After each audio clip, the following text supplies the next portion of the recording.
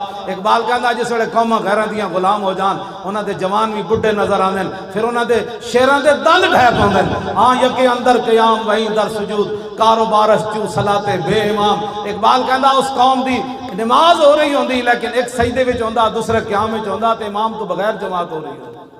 ہاں جی آبروئے زندگی در باختہ چون خرابہ کاہو جو در ساختہ. اقبال کہندا پھر وہ اپنی عزتاں بھی نیلام کر دیں دیں وہ اپنی پھر دھیاں بھی امریکہ دے ہاتھ بیچ دیں دیں جڑے امریکہ ہاتھ دھیاں بیچیاں ہومن او مقبوضہ کشمیر دیاں دھیاں نو کیویں رہا کرا سکدے انہاں کی رہا کرا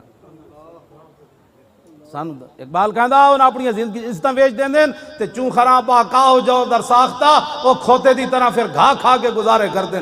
ایک جوانے خوشگلے رنگی کلاہے نگاہ اونچوں شیراں بے پناہ ہے. اقبال کہندا مسلمان تے ایسن کہ جناب جوانے خوشگلے رنگی کلاہے نگاہ اونچوں شیراں بے پناہ ہے.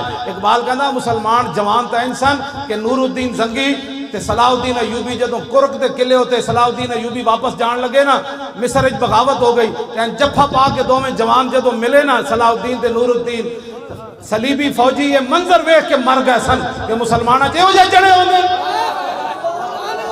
ہاں جی جوانے خوشگلے رنگی کلاہے. اقبال کہندا ایڈے سونے جوان مسلمان تے انہاں دے لباس سونے تے انہاں دی نگاہ انج ہوندی سی جویں شیر دی نگاہ شکار نو ویکھ کے شکار دا پتا اڑا دیندی. مسلمان صرف ویکھن نال کافر نو ڈھا کے رکھ دیندے.